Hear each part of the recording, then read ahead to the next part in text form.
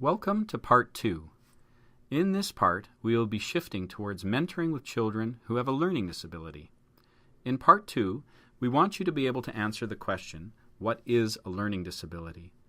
Finally, in Part 3, we will be reviewing some specific skills for working with this diverse population, as well as with children with ADHD. Note that there are some links below which provide some very useful resources and videos that were prepared for Alberta Education. We encourage you to take a look at these resources and come back to them as needed. A learning disability, often referred to as an LD, refers to a problem in the acquisition, organization, retention, and understanding or use of verbal or nonverbal information. Typically, for a person to be diagnosed with an LD, they must demonstrate at least average ability in essential thinking and or reasoning. As such, learning disabilities are distinct from global intellectual deficiency.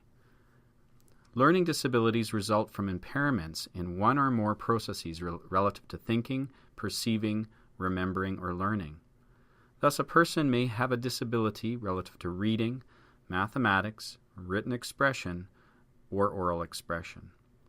The kinds of processing difficulties that may be observed for each kind of LD may vary and include, but are not limited to, language processing, phonological processing, or the ability to process speech sounds, visual spatial processing, processing speed, memory, and attention, and the so-called executive functions, that is, planning, strategy development, and decision-making.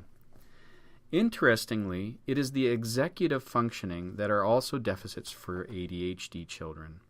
Deficits in executive functioning and speed of processing are often related to difficulties in social skills. Thus, the primary focus for skills in Part 4 will be on things that might help with social skill building and working around the processing deficits that the child may be having. It is important to note that it is not safe to assume any particular deficit necessarily exists just because a child has an identified LD. This is a matter for formal assessment. However, the frequency with which deficits in working memory and processing speed exist with LD populations is great enough to at least begin by understanding the possible implications for these problems in interacting with others. Poor ability to retain and mentally manipulate information you see or hear is a huge problem in the social arena.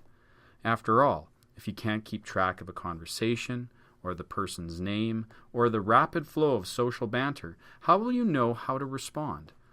This is the problem that faces many children with an LD. Thus, as you might guess, their social difficulties are often more observable in group situations compared to one-on-one.